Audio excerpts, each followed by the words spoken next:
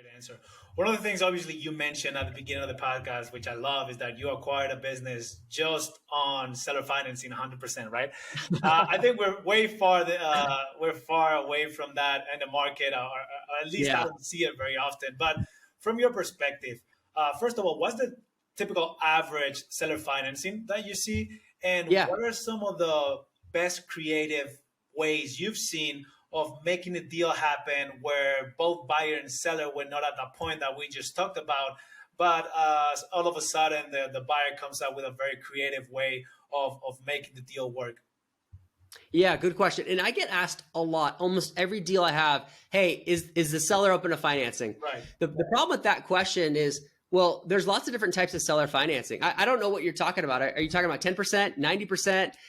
Do you have a background in the business? Because if you're talking about a seller financing, the seller is accepting risk for you to continue to operate the business and grow the business and still be in the business. So with that in mind, sellers are going to be much more likely to be open to seller financing if they like you, if you have a background in the industry. If you're selling an Amazon FBA business and the buyer has run 10 successful Amazon FBA businesses, well, the buyer's got a lot of confidence in you, rather than someone off the street who doesn't know anything about Seller Central.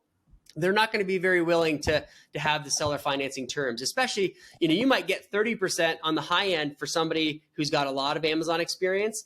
And someone who has no Amazon experience, you might say, I don't want any seller financing because I don't know what they're going to do with this business, right?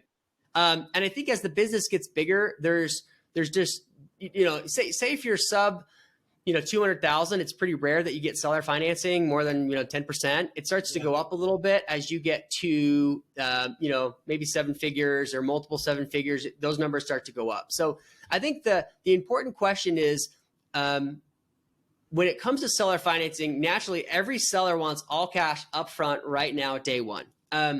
But if there are no other buyers out there, the seller's probably going to be more open to seller financing. If you have a background, if you're able to build rapport and they like you, people like doing deals with people they like. And that is one of the biggest things I see when it comes to seller financing is do they like you, and do you have a background in that niche or in that business model? And then you're going to be able to get it. That's very important. Sorry to cut you off, but that's exactly what we first talked about. One of the first questions on the podcast is, hey, you got to make sure that the person in front of you likes you, and you got to do all this stuff to make sure that they like you, right? Not only with the broker, but also with the seller. Make sure that you are on time, make sure that you put your camera on, make sure that whenever they request information, make sure you read all the information.